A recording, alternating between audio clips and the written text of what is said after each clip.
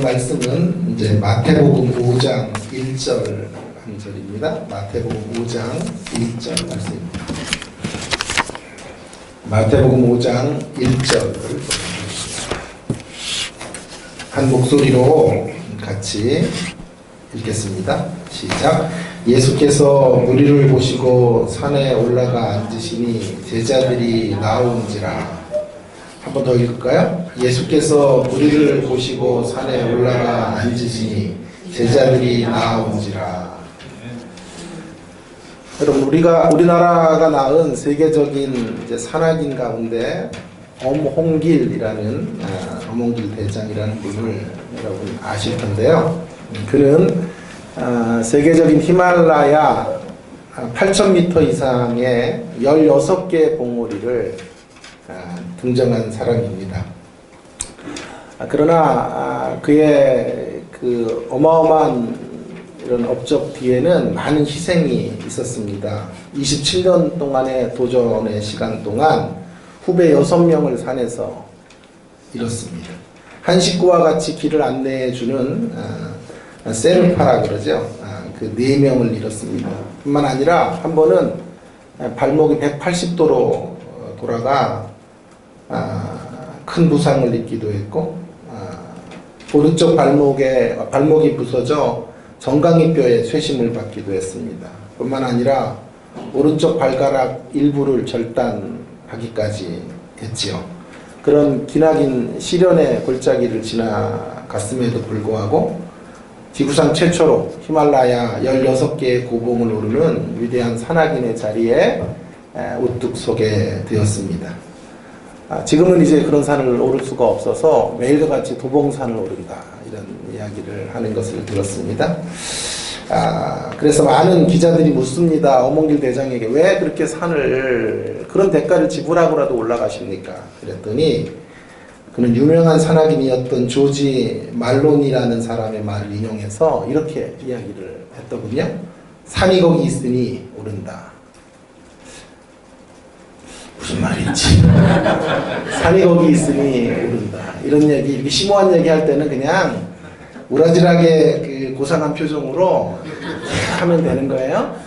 아는 척 하시면서 그래 끄덕이면 되시는 거예요. 산이 거기 있으니까 오른다. 알 뜻도 하고 모를 뜻도 한 이야기를 하고 있어요. 제가 왜 엄홍길 대장의 이야기로 설교를 시작하는 거 하면 오늘 말씀의 주제가 제목이 산에 올라가라고 하는 제목, 산에 올라가야 되는 이유를 좀 말씀하고 싶어서 그렇습니다. 왜 우리는 산에 올라가야 될까요? 오늘 예수님이 산에 오르셨기 때문입니다. 그렇게 말할 수 있겠습니다. 그래서 산에 올라가야 될 이유들을 좀 깊이 묵상하며 우리에게 주시는 교훈들을 이 한 구절에서 깊이 좀 찾아가려고 합니다. 마태복음 안에 여러분 산 모티프가 매우 중요해요. 그래서 중요한 이런 어떤 지점마다 산 이야기가 나오는 것을 여러분이 마태복음을 보시면 확인할 수 있을 텐데요. 예수님은 중요한 사건 있을 때마다 산에 오르시는 분으로 소개되어져 있는 것을 보게 됩니다. 4장 8절에 시험을 위해서 산에 오르셨고요. 5장 1절과 2절에는 오늘 본문이죠. 산상설교를 위해서 산에 오르시고요. 17장 1절에 변화산 위해서 변화되시는 이런 모습을 보여주시기 위해 또 산에 오르시고, 24장 3절에 감람산에 오르셨던 기사, 28장 16절에는 대위임 명령을 위해 다시 산에 오르고 계시는 것을 마태복음은 강조하고 있는 것이죠. 왜 이렇게 예수님은 산을 좋아하셨을까? 왜 그렇게 산을 오르셨을까 하는 교훈을 한 3가지 정도 오늘 좀 찾아보려고 하는데요. 첫 번째, 예수님의 모습 속에서 우리가 산에 올라야 되는 이유 첫 번째로는 우리 예수님이 얼마나 소중한 분인지를 알기 위해서 우리는 산에 올라야 돼요. 우리 예수님이 얼마나 소중한 분인지 아시기 위해서 산에 올라가야 된다. 오늘 예수님은 산에 오르셔서 5장 3절에서부터 시작되어지고 7장에 맞춰지는 그 유명한 산상설교를 하십니다. 그 예수님이 그러기 위해 산에 오르시는데 이 장면을 많은 학자들은 모세가 구약 성경에서 산에 오른 것과 유형론적으로 대비시켜야 된다라고 말을 하는 분들이 많아요. 그래서 모세가 율법을 받기 위해 산에 올랐던 것처럼 예수님께서 새로운 율법을 주시기 위하여 산에 오르셨다. 그렇게 주장하는 학자들이 여럿 있습니다. 네, 그런 말이 틀린 말은 아닌 것 같아요. 또 성경은 그런 깊은 어떤 연결고리들을 늘 가지고 말씀을 전개하고 있는 것이 사실이에요. 그러나 그런 설명은 조금 부족해요. 왜냐하면 우리 예수님은 모세와 같은 분이 아니라 모세를 능가하는 분이에요. 그렇죠? 모세가 율법의 선포자라고 한다면 예수님은 또 다른 율법을 우리 가운데 제시하는 분이 아니라 율법을 완성하신 분이에요. 율법을 온전히 이루시기 위하여 오신 분이란 말이에요. 지금 예수님이 산에 오르는 모습을 가지고 모세를 떠올리며 이제 그런 같은 일들을 위해 예수님이 오르셨다라고 하는 것은 좋은 인사이트이긴 하지만 자칫 우리 예수님이 또 다른 율법을 우리에게 주기 위해 산에 오른 것처럼 말하는 것은 예수님을 제대로 드러내고 있는 것이 아닙니다. 오히려 예수님은 우리에게 율법의 굴레를 이렇게 씌우기 위해 산에 오르시는 것이 아니에요. 어쩌면 우리가 지킬 수 있는 그런 율법의 길을 예수님이 홀로 지키시고 새로운 길을 우리 가운데 열어주시기 위해서 산에 올라가시는 거예요. 그러니 지킬 수도 없는 것들을 지켜라, 그런 명령을 다시 주기 위해 오른 것이 아니고요. 그 율법을 다 완성하실 수 있는 분이 산에 오르셔서 저와 여러분들에게 새로운 삶의 길, 새로운 구원과 구원을 살아낼 수 있는 길을 선포하시기 위해서 산에 오르고 계신 거예요. 여러분, 오늘 이 산에 올라서 말씀하신 이 명령은 매우 어려운 명령이에요. 오른뺨을 때리거든 왼뺨을 돌려대라. 그런 사람이 없지요. 근데 그런 일들을 우리가 해야 된다라고 성경은 말합니다. 속옷을 가져가면 겉옷을 주라. 그렇게 명하고 계시죠. 오리를 가게 하고는 심리를 가져라. 이런 말씀들이 구원을 받는 조건으로 들어와 있다면 우리는 아무도 구원의 길을 걸어갈 수 있는 사람이 없을 거예요. 지금 우리 예수님은 모세가 주었던 율법보다 더 무거운 율법을 우리에게 부여해 주기 위해서 그 법을 제정하기 위해 산에 오르고 계시는 것이 결코 아닙니다.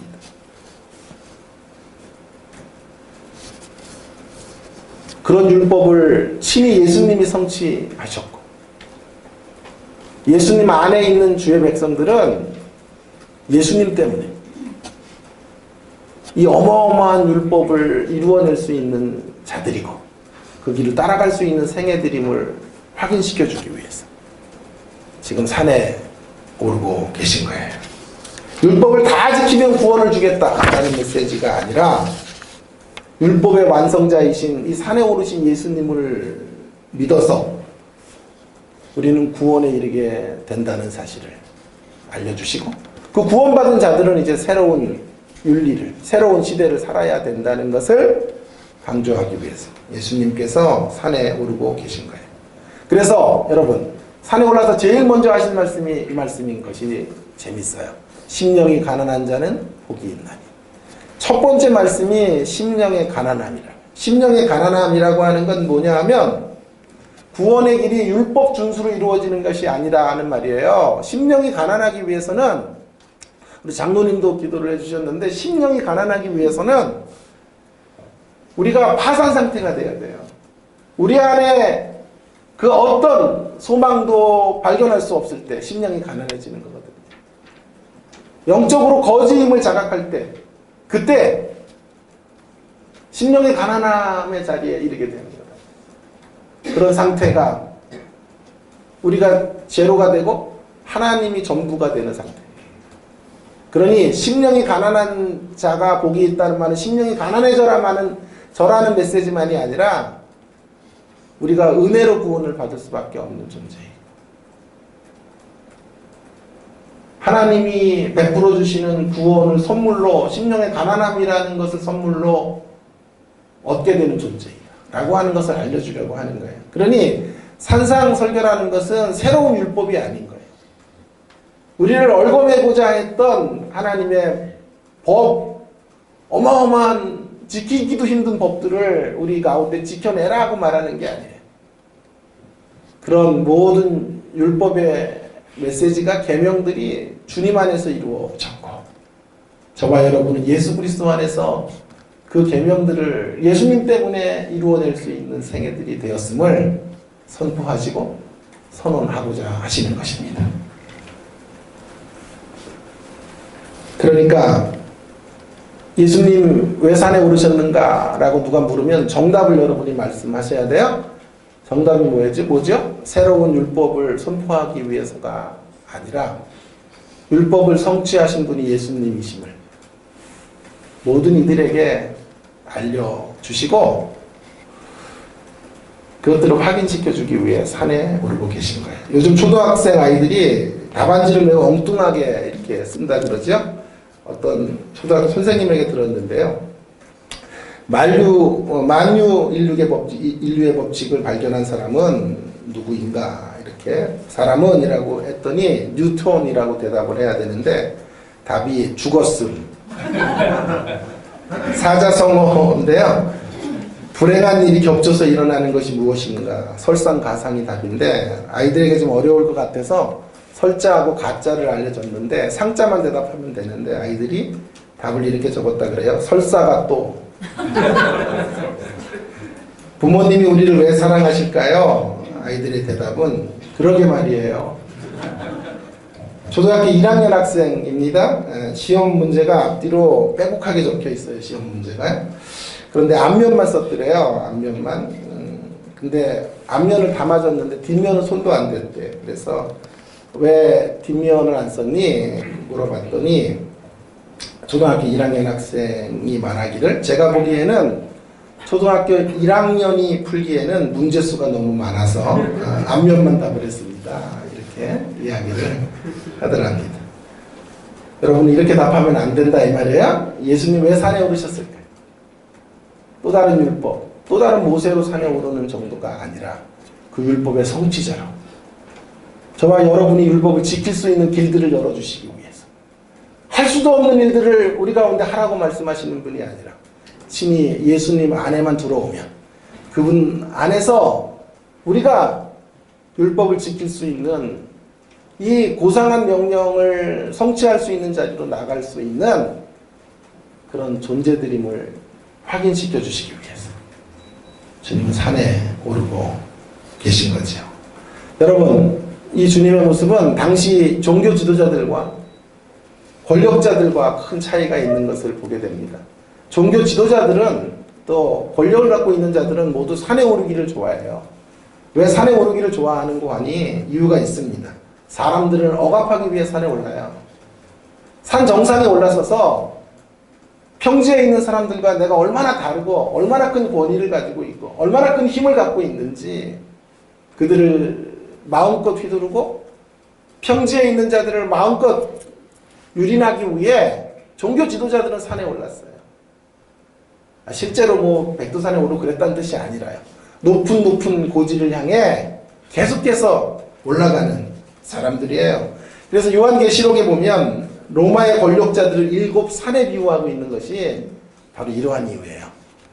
권력자들은 끝까지 남이 오를 수 없는 산에 그 산 정상에 올라가는 사람. 그리고 그 높은 산에 오를수록 그의 권위는 더 큰 것이고 그 영향력이 더 행사될 수 있다고 생각하는 것이죠. 그 산에서 종교 지도자들과 권력자들은 거짓된 약속들을 해요. 내가 던져준 이런 공약들을 당신들이 따라오기만 하면 나를 뽑아주기만 하면 이런 유토피아와 같은 세상을 만들어줄 것이다. 약속을 하지. 그들은 생명과 반대되는 길, 생명을 약속하지만 언제나 생명과 반대되는 길을 걸어가요. 그들이 만들어 놓은 세상은 억울한 아우성 소리가 가득한 그런 세상을 만들어내면서도 언제나 남들보다 높은 산에 올라서 사람들을 거짓으로 속이고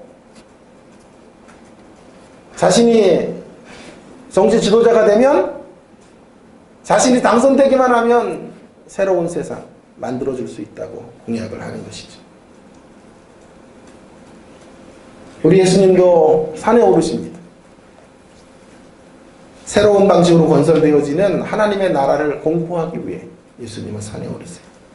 그 당시의 권력자들과 달리 새로운 세상을 만들기 위해 진짜 새로운 세상을, 진짜 새로운 세계를 우리 가운데 보여주시기 위해 예수님은 산에 오르신 거예요. 세상의 권력자들은 오르고 또 올라 자기의 크기를 선전하고 자신의 웅장함과 자신의 권위를 입증하려고 했지만, 그리고 자신이 올라가려고 하는 그 정점에 같이 올라가는 사람들을 숙청이라도 하고 어떻게 하든지 그들을 떨어뜨려 자신이 최고의 높은 자리에 올라가는 것을 원했지만, 우리 예수님은 다른 이유로 산에 오르십니다. 오늘 본문에 보면 이런 구절이 있어요. 예수께서 무리를 보시고 산에 오르셨다. 성경은 말합니다. 그러니 산에 오르시는 이유는 딱 한 가지네요. 더 많은 무리를 보시기 위해서 올라가시는 거예요. 예수님은 그 산에서 보시는 거예요. 신음하고 있는 이 땅의 불쌍한 인생들을 바라보시는 거예요. 국률의 마음으로 인생들을 바라보시기 위해 산에 오르시는 거예요. 산 위에서 우리 예수님은 보셨어요. 거짓된 왕 사단에게 유린당하고 거짓된 희망을 품고 살아가고 있는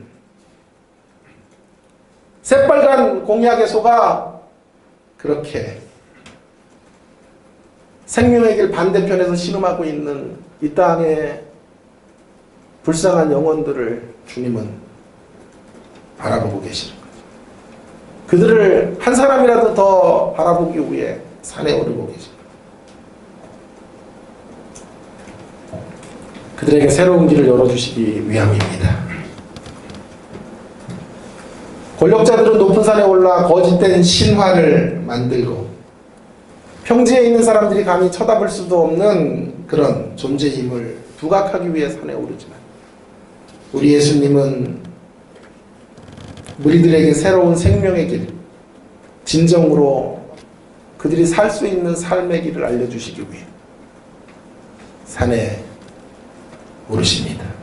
아니, 고마운 산과 같은 존재, 산과 같은 존재가 되기 위해 산에 오르십니다. 오늘 이 주님 때문에 올 한 해를 시작하면서 정말 감사하게 돼요. 여러분의 한평생 동안 이 주님으로 인하여 이토록 좋으신 주님이 우리 주님인 것을 기뻐하며 감격하게 되는 귀한 성도님들이 되시길 주의 이름으로 축원합니다. 축원합니다. 두 번째, 예수님께서 왜 산에 오르셨을까요?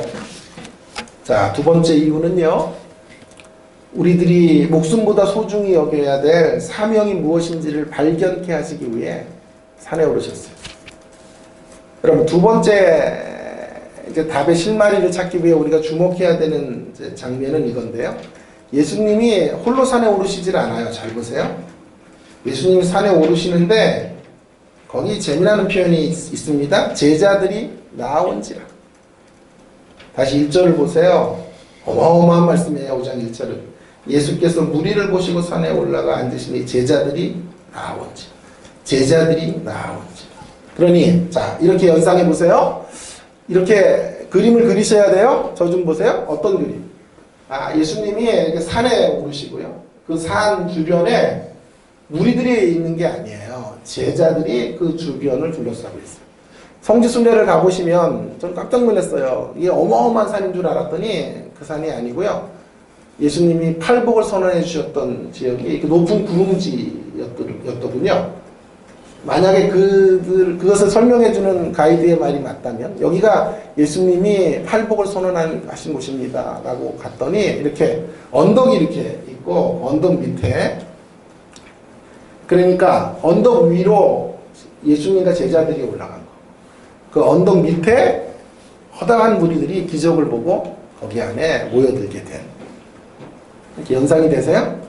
그러니 예수님의 이 사랑의 대상은 세상이지만 예수님께서 직접 말씀하시고 그 예수님의 말씀을 제일 먼저 알아들을 수 있는 대상은 제자들이에요. 그죠? 확성기도 없었고 마이크 시설이 있지 않았던 시기였기 때문에 제가 지금 마이크를 떼면 여기 있는 5, 60분의 성도들이 듣기에도 쉽지가 않죠. 그런데 허다한 인파들이 모여 예수님의 기적 앞에 몰려들었다. 그들에게 예수님의 말씀이 제대로 들려질 리가 없습니다. 그리고 이 말씀은 되게 역설적인 말씀이에요. 심령이 가난하면 복이 있다. 이게 무슨 말이에요 도대체? 애통하는 자가 복이 있다. 기뻐해야 복이 있을 것 같은데 핍박을 받아야 복이 있다. 그러니 일단 무리들의 귀에 들리지도 않았을 뿐만이 아니라 설사 그들의 귀에 들렸다고 해도 이 말씀의 진의가 무엇인지를 그들은 알지 못했습니다. 자, 그래서 중요한 것은 이거예요. 이 산상설교의 타겟이 누구냐 하면 산상설교의 말씀, 팔복의 말씀의 타겟은 무리들이 아니에요. 1차적인 타겟은 제자들이라. 주님이 제자들에게 말씀하고 계시는 거예요, 사실은요.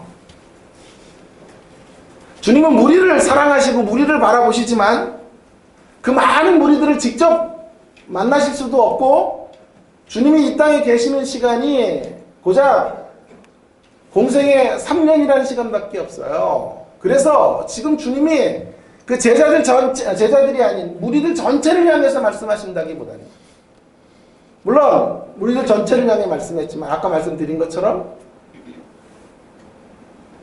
음향시설의 한계나 또 하나님의 말씀을 예수님의 말씀을 알아들을 수 있는 그들의 어떤 영적인 해안이나 눈이 없기 때문에 이 말씀은 들어도 사실 들려지지 않는 말씀. 그렇다면 이 말씀의 1차적인 타겟은 누구냐 하면 제자들입니다. 제자들을 주목하고 계십니다. 제자들의 사명, 다시 말하면 예수 믿는 신자들인 교회의 사명이 무엇인지를 알려주고자 하십니다. 그래서 제자들이 나온지라. 여러분, 제자들은 그러면 본문 안에서 어떤 사람으로 그려지나요? 제자들은 무리와는 다른 제자들은 어떤 사람이지? 잘 보세요. 예수님과 함께 산에 오른 자들이죠. 예수님과 함께 산에 올랐지요. 무리처럼 평지에 있는 자들이 아니란 말이에요. 예수님과 함께 산에 올랐단 말이에요. 예수님 아까 왜 산에 올랐다 그랬죠? 무리들을 보시기 위해. 무리들을 보시기 위해 예수님 산에 오르신 거죠. 더 많은 무리들이 예수님을 볼 수 있도록 하시기 위해, 아니 그들과 눈을 마주치기 위해서 주님은 산에 오르신 거죠. 높은 곳으로 가신 거죠. 그런데 제자들도 바로 그 자리에 있다. 그러니 매우 중요한 메시지가 아닙니까? 예수님과 함께 무리를 보는 사람들이 제자들이에요. 예수님과 함께 무리를 바라보는 사람이 제자들이라니까요. 예수님이 바라보는 시선으로 무리를 보는 사람이 제자들이에요. 그게 교회예요. 예수님이 바라보는 시선이 뭐였죠? 사단에게 유린당하며 살아가고 있는 인생들, 세상의 권력자들에 의해 휘둘리며 살아가고 있는 불쌍한 존재들을 바라보는 거죠. 국률의 눈으로, 국률의 시선으로 그들을 응시하는 거죠.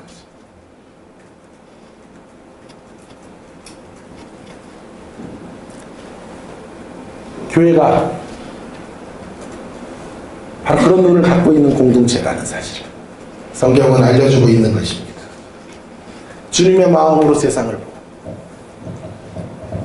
주님이 세상에게 주려고 하는 것들을 나누어 주는 사람은 교회입니다. 이것이 교회의 사명입니다. 그러니까 교회는요, 이중 정체성을 갖고 있어요. 이중 정체성. 세상으로부터 주님에게로 나온 자들이고 다시 세상의 후미진 곳으로 주님의 마음을 가지고 주님의 시선을 가지고 들어가는 사람. 존 스타트라고 하는 독신으로 살았죠. 주님과 결혼하고 자기는 한 생에 살겠다고 하며 독신호를 고집했던 존 스타트. 존 스타트는 이렇게 말했죠. 교회는 하나님을 예배하도록 세상에서 부름을 받았을 뿐만이 아니라 증거하고 섬기도록 세상으로 다시 보냄을 받은 공동체다. 자, 이중 정체성이죠. 세상으로부터 부름받았다는 측면에서 하나의 수식어로 교회를 설명할 수 있어요. 거룩한 교회. 세상으로부터 분리되어져서 주님에게로 나아갔기 때문에 거룩한 수식어로 교회는 설명되어져야 돼요. 뿐만 아니라 동시에 세상을 향해 나아가야 된다는 점에서 세속적 공동체. 두 단어를 연결하면 교회는 거룩한 세속성을 갖고 있는 공동체. 거룩한 세속성. 제가 주님의 십자가 교회가 좋은 것 중에 하나가 뭐냐면 이 교회가 표방하고 우리 교회가 표방하고 있는 바가 거룩한 세속성인 것 같아서 좋아요. 어떤 교회들은 세상으로도 분리된 교회를 위해 존재하는 교회, 거룩한 공동체를 표방하고는 있지만 세상으로 들어가지 않아요. 또 그런가 하면 미셔널 처치 같은 교회를 이끌고 새로운 교회를 해야 된다는 분들은 세상을 향해서 들어가는 교회만 해요. 세속성에. 그런데 거룩함이 없으니까 세속에 치이고 세속의 정신을 극복하지 못해요. 만일 우리가 갖고 있는 이런 교회를 향한 비전이 정말 제대로 이루어질 수만 있다면 우리 교회는 주님이 정말로 기뻐하실 수 있는 교회라고 확신합니다. 아멘. 아멘 안 하는 인간들은 뭐예요 도대체. 거룩한 세속성.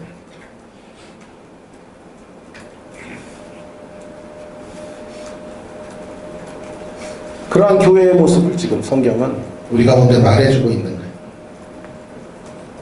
우리는 주님 앞으로 나온 자들이기에 산에 올라가야 되고 거기서 주님이 무리를 바라보신 것처럼 무리를 바라봐야 해요. 그리고 주님의 마음을 가지고 다시 세상으로 들어가야 하는 것입니다. 그 사역을 지금 주님이 제자들에게 사실은 위임하고 계신 거예요. 그것을 선교라고 말해도 좋아요. 전도라고 해도 좋고 영혼 구령이라고 말해도 좋습니다. 무엇이든지 간에 주님을 알지 못하는 세상을 향하여 나아가고 있는, 나아가야 될 사명을 가진 존재들로 교회가 부름받고 있는 거예요. 자, 이 사명이 구체적으로 무언지를 더 선명하게 알려주는 게 마태복음 같은 책 안에 28장 16절이에요. 11제자가 갈릴리로 가서 예수께서 지시하신 산에 이르러. 영어 성경에 보면 A 마운틴이 아니에요. 더 마운틴. 바로 그 산이죠. 그. 몰라요? 더라는 정관사 있잖아요. 바로 그 산. 바로 그 산에 올랐단 말이에요. 그 산이 어떤 산인가요? 마태복음 5장 1절에 그 산이에요. 하하이 참. 마태복음 5장 1절에 지금 제자들이 올라와 있는 이 산.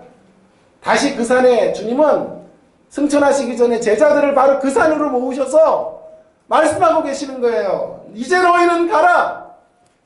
가서 아버지와 아들과 성령의 이름으로 사람들에게 세례를 주고 그들로 하나님의 말씀을 지키도록 해라.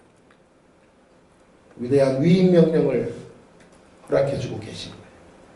여러분, 목숨보다 더 소중한, 우리의 목숨보다 더 소중한 일이 바로 이 사명을 이루는 거예요. 제자들이 바로 그 산에 오르는 이유는 주님 안에서 이 사명을 위임받기 위해 오르는 거예요. 사명을 위해 살기 위해 우리는 산에 올라야 하는 것입니다.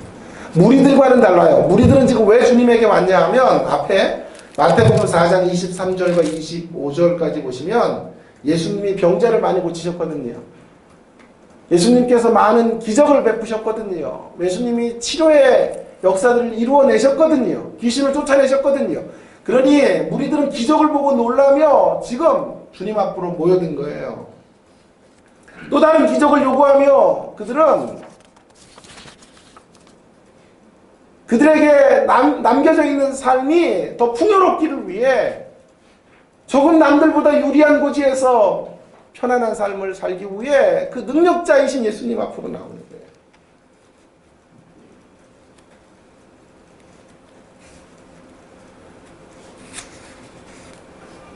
그들은 산 가까이는 왔지만 예수님과 함께 산에 오른 자들은 아니에요.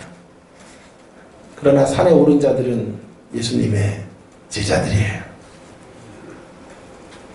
그들은 무리의 단계를 지나온 사람들이에요. 무리들이 아니라 주님을 믿는 단계로 나온 사람들. 더 나아가서 주님을 위하여 자신의 인생을 던지는 사람들이에요.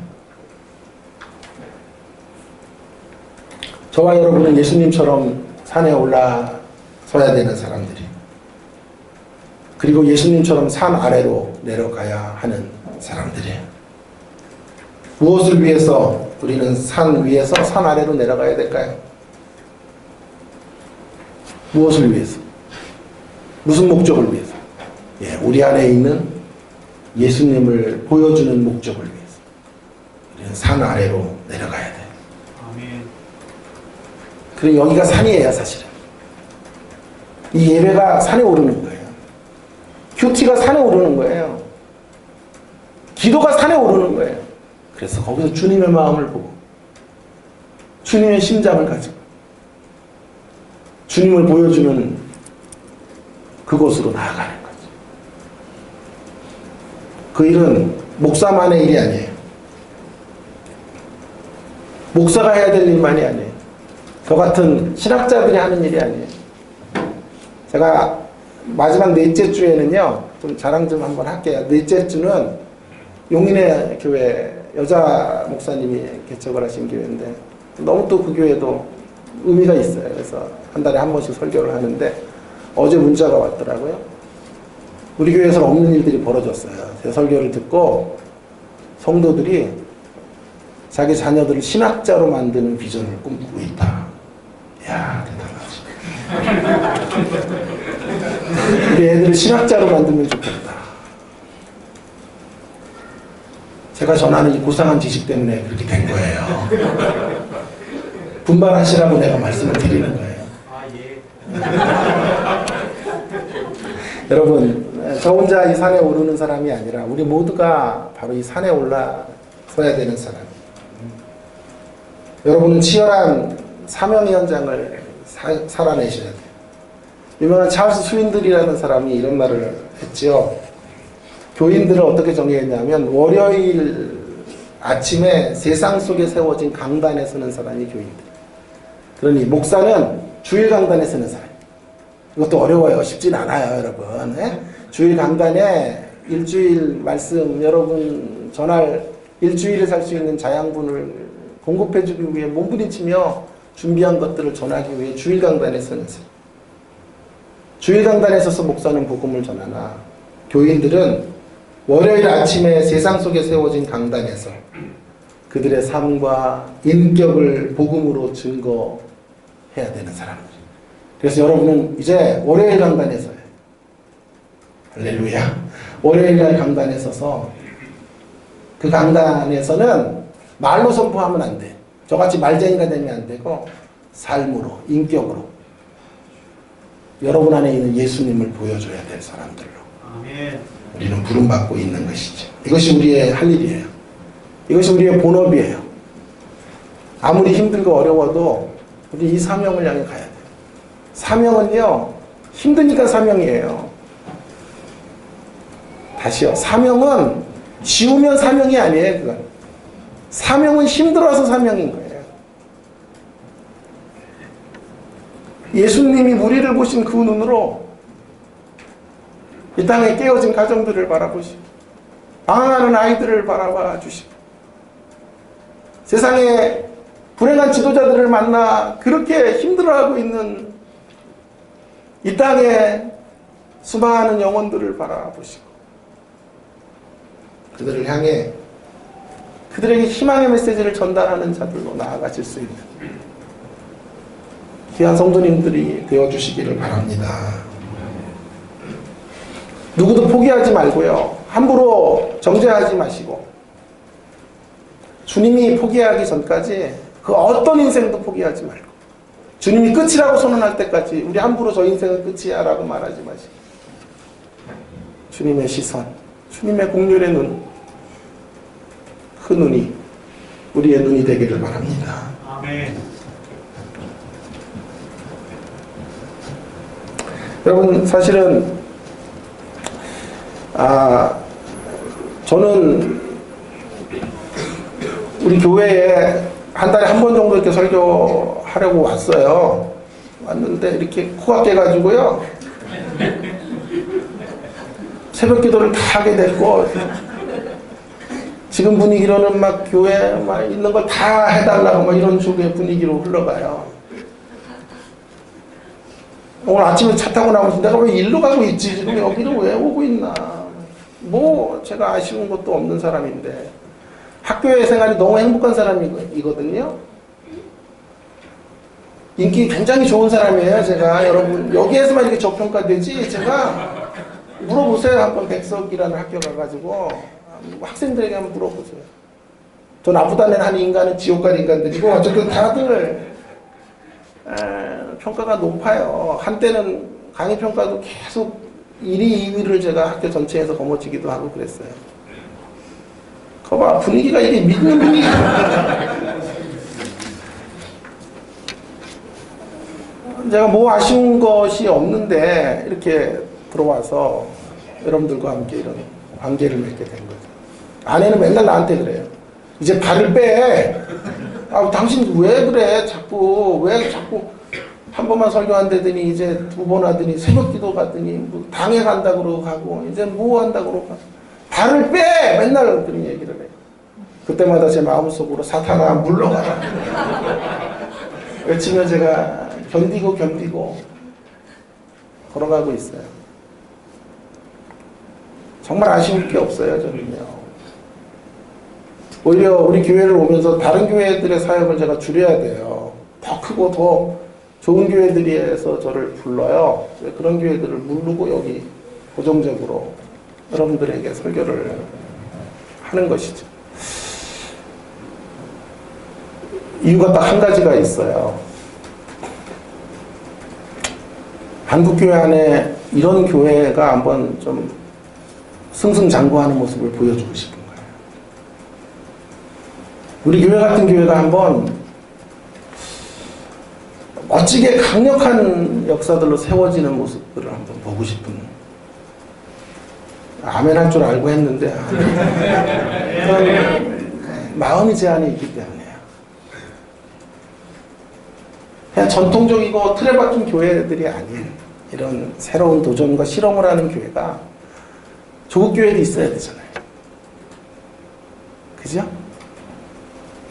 그래서 여러분들의 교회가 세워지는, 우리 교회가 세워지는, 더 든든히 세워지는 길목에서 제가 뭔가 한 역할을 좀 하고 때가 되면 아름다운 퇴장을 하고 싶은 그런 마음을 하나님 주시는 거예요.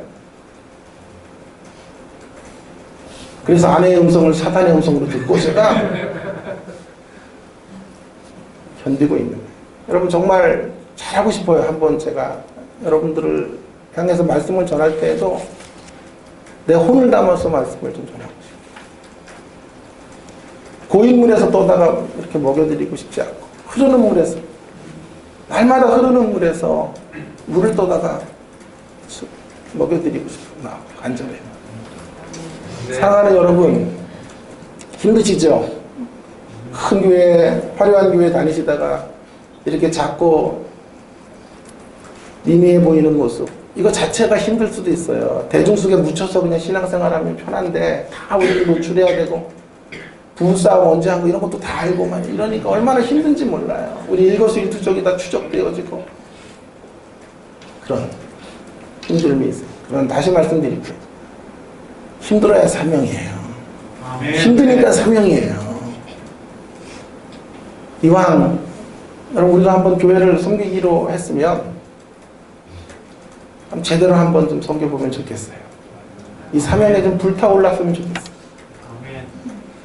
진짜 사명에 불타는 것들은 전부 저기 신천지 같은 데 다가 있고만.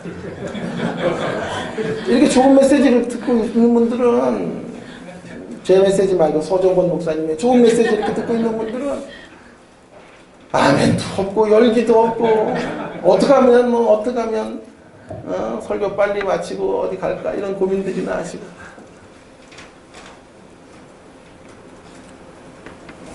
힘든 짐을 지고 걸어가셨던 우리 주님을 기억하시고 우리에게 부여된 제자된 사명, 무리를 바라보며 감당할 수 있는, 아니 한국교회를 좀 바라보세요.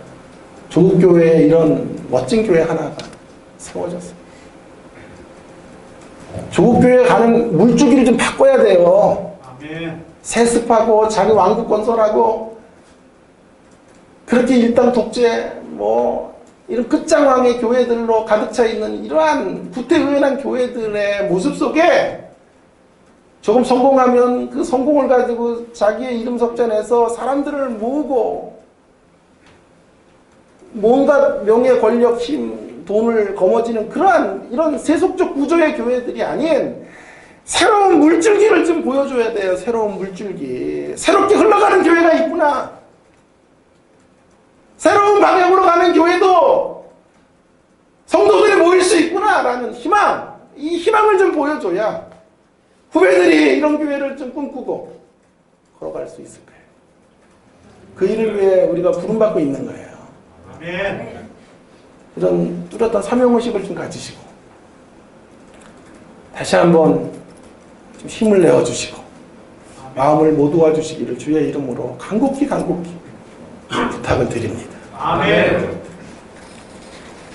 여러분이 계속 그런 마음으로 가시기만 한다면 저는 제 아내의 음성을 계속 사탄의 음성으로 듣고 아내의 음성을 뿌리치고 발을 안 빼고 발을 들여 놓겠습니다. 아멘. 우리 함께 이 길을 걸어가십시다. 이 사명의 길을 걸어가십시다. 무리를 바라보고 민망히 여기셨던, 국률이 여기셨던 주님의 시선을 가지고 이제 한국교회를 좀 불쌍히 여기는 마음을 가지고 걸어 나아가셨어요. 보란듯이 우리 교회가 세워지는 모습들을 좀 조국교회 가운데 보여주는 그런 교회가 되기를 주님의 이름으로 축원합니다. 한 가지 더 간단하게 생각하려는 것은 우리가 산을 올라야 되는 이유 한 가지 마지막은요. 예수님과의 관계의 중요성을 다시 발견하기 위해서 산에 올라야 돼요. 여러분 제자의 사명을 다한다는 것은 제가 말씀드렸지만 그리 간단한 일이 아니에요. 힘들어요. 어려워요.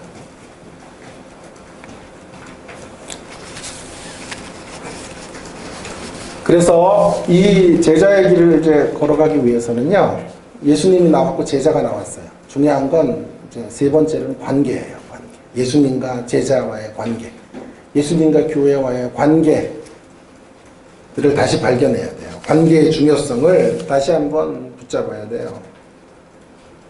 그러기 위해 우리는 산에 올라야 돼요. 여러분 오늘 본문에서 우리가 놓쳐서는 안 되는 중요한 구절이 있는데 그 구절이 여기 앉았다라는 구절이에요. 앉았다. 자, 5장 1절을 다시 한번 보세요. 예수님께서 무리를 보시고 산에 올라가 앉으시니 제자들이 나아왔지요. 제자들이 나아왔죠? 제자들은 어떻게 나아왔을까요? 제자들이 나와서 예수님이 앉으시니까 제자들은 어떻게 했을까요?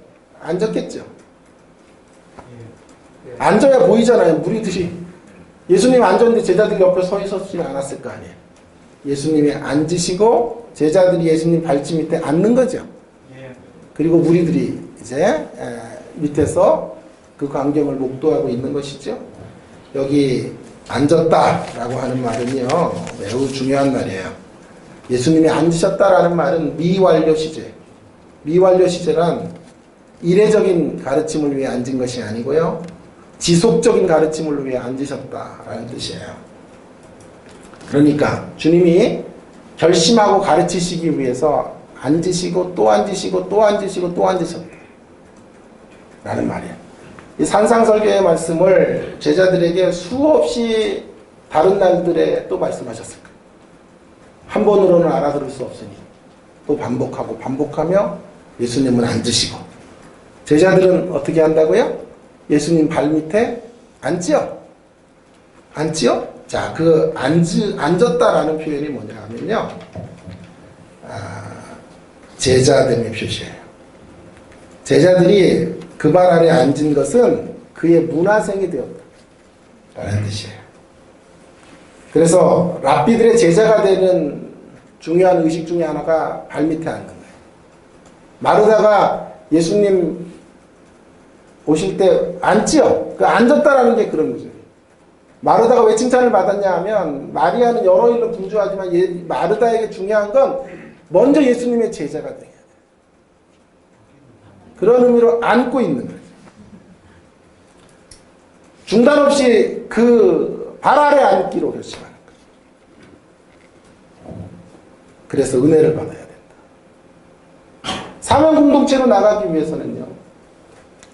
이 일이 매우 중요해요. 앉아야 돼요. 쉼없이 주님 발밑에 앉으셔야 주님과의 올바른 관계를 형성할 수 있어요. 그 관계의 힘을 가지고 사명을 향해 걸어갈 수가 있는 것입니다. 여러분, 근데 그 일을 예수님도 하셨어요. 예수님도 늘 앉으시는 분이었어요. 하나님 앞에 앉아. 그래서 예수님이 마가복음 1장 35절 같은 데 보면 늘 한적한 곳으로 나아가 앉으셨죠. 그 한적한 곳이 바로 경사진 구릉지대 같은 데로 올라가셔서 산에 오르신 거예요. 예수님조차도 하나님의 위대한 일들을 사명을 감당하기 위해 하나님 앞에 영적으로 앉아 있어요. 우리 예수님이 그러하셨다면 우리는 얼마나 더 열심히 산에 올라 주님의 발 아래 앉아야 되는지 모르겠어요. 사명을 열심히 감당하기 위해 우리는 앉아야 합니다. 뿐만 아니라 중요한 말은 이거예요. 사명을 제대로 감당하기 위해서 앉아야 돼요. 열심히 감당하는 것만 갖고는 안 돼요. 제대로 감당하셔야 돼요. 사명은 열심의 싸움만이 아니라 성숙의 싸움이에요. 지혜롭게 사명을 감당하셔야 돼요.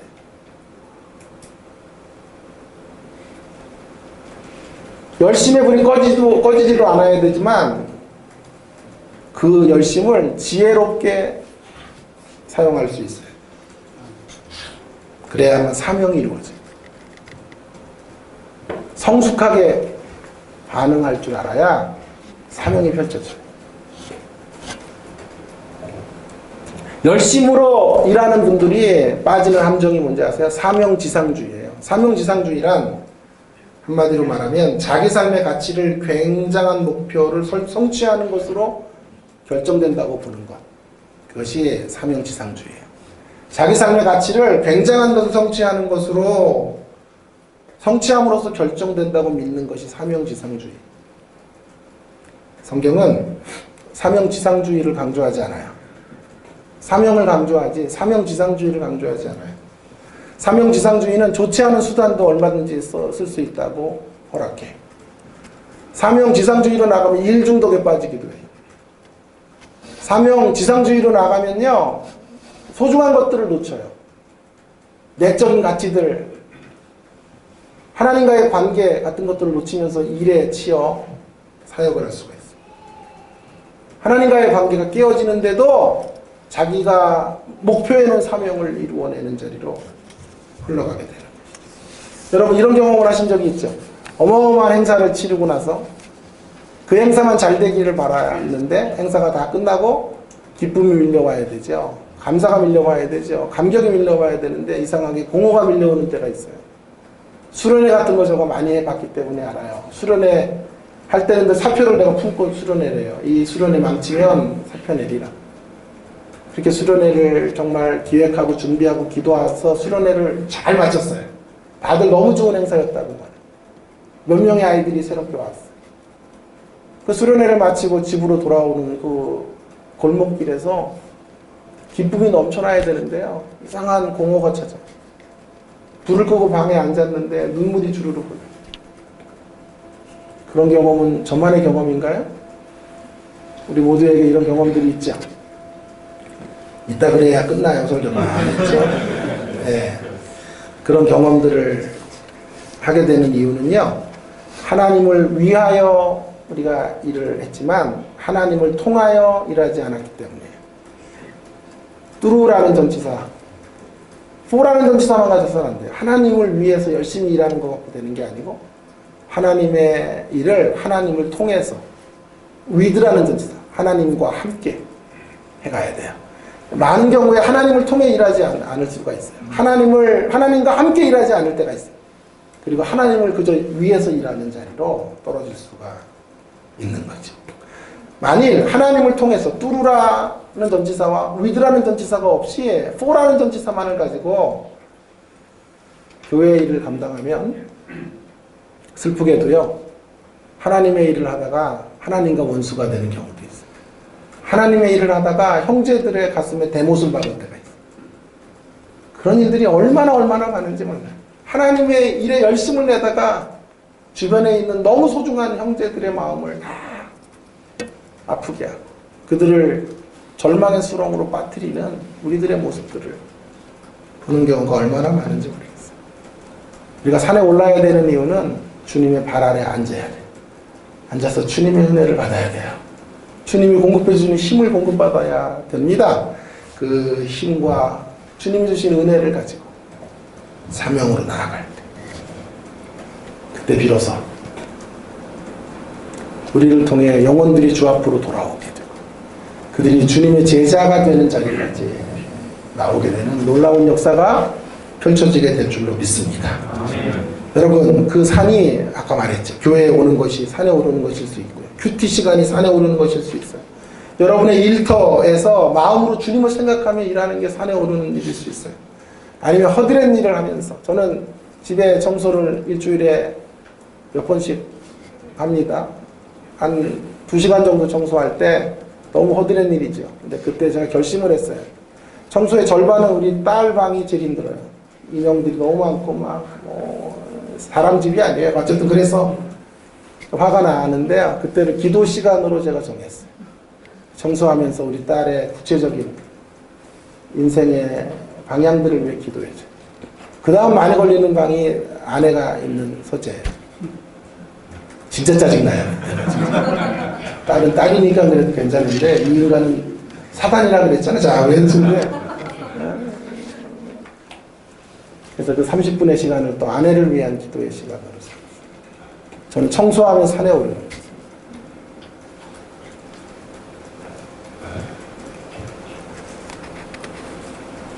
여러분, 이 산에 오르는 일은 힘든 일이에요. 그러나 반드시 올라야 돼요. 우리의 기분이 좋을 때만 산에 오르는 게 아니에요. 반드시 주님의 발 아래 앉아야 돼요. 신날 때만 주님의 발 아래 앉는 게 아니에요. 우울할 때, 낙심될 때, 좌절될 때도 주님의 발 아래 앉아요. 그렇게 끝까지 지속적으로 산에 오를 때 주님의 제자로 위대한 사역도 힘든 사역을 넉넉히 감당할 수 있는 공동체가 될 수 있어요. 소양 이야기를 좀 하고 마칠게요. 제가 만났던 많은 이런 크리스찬 중에 리얼 크리스찬을 좀 몇 사람으로 손을 꼽아요.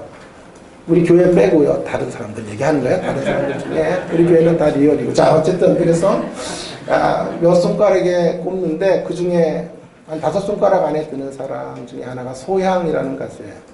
CCM 가수인데요. 소향의 간증을 듣다가 울컥했어요. 여러분 아시는 것처럼 그녀는 애를 낳을 수가 없는 이제 그런 신세가 됐고 암 수술, 자궁암인가요? 수술을 하고 죽음의 고비를 넘어가는 과정에서 주님을 만나요. 그리고 나는 가수다로 뜨기 전까지는 정말 배고픈 시절. 교회 뭐 다니면 얼마 줘요? 근데 그 팀으로 같이 돌아다니며 이렇게 찬양을 하고 하니까 얼마 받아도요, 자기에게 돌아오는 수입이 없어요. 근데 결혼을 좀 잘한 것 같아요. 남자 집이 믿음이 좋은 집. 그래서 그 시부모님의 사랑을 받으며 거기서 신앙이 이제 엄청 커졌던 것 같아요.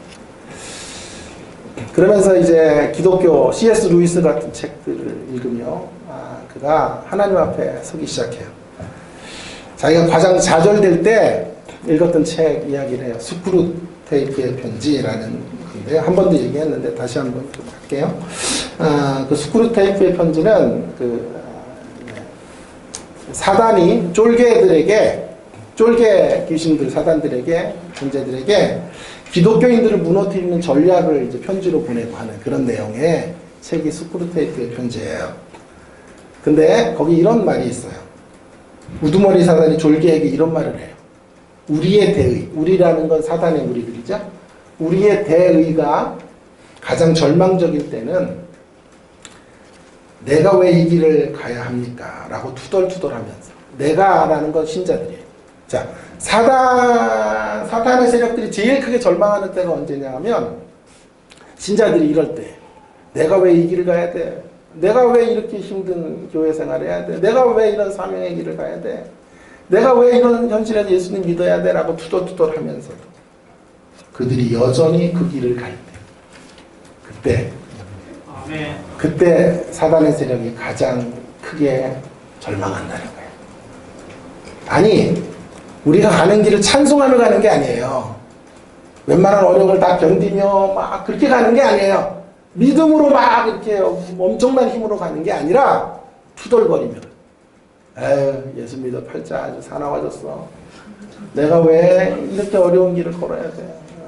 설교 한 번 하러 왔다가 그냥 코가 깼어. 이게 투덜투덜 거리면서도, 아내는 막 발 빼라 그러고, 그러면